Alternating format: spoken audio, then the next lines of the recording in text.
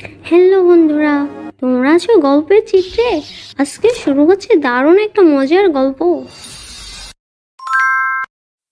গল্পের নাম জাদুর পেনটা।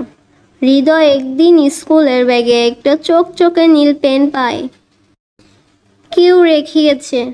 পেনটা হাতে নেওয়ার সঙ্গে সঙ্গে শুনতে পেল, আমি জাদুর পেন, যা লিখবি সত্যি হবে। হৃদয় প্রথমে বিশ্বাস করল না। সে মজা করে লিখল, আজ স্কুল ছুটি। হঠাৎ বেজে উঠল ঘন্টার শব্দ। স্কুলে নাকি পানির সমস্যা। সত্যি ছুটি হয়ে গেল। পরে সে লিখল, আমি একটা চকলেটের পাহাড়ে থাকি। চোখ খুলে দেখে চারপাশে শুধু চকলেট আর চকলেট।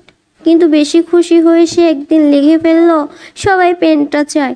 আর তখনই চারদিক থেকে সবাই পেন নিতে ছুটে আসে। ভয় পেয়ে এসে তাড়াতাড়ি লিখে ফেলে, সব আগের মতন হয়ে যাক।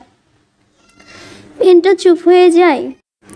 তারপর থেকে হৃদয় বুঝে যায়, জাদু মজা, কিন্তু বুঝে ব্যবহার করতে হয়। ছোট ছোট বন্ধুরা, লাইক দিতে ভুলো না কিন্তু। নতুন নতুন গল্প পেতে এখানেই সাবস্ক্রাইব করো আর বেলটা বাজিয়ে দাও।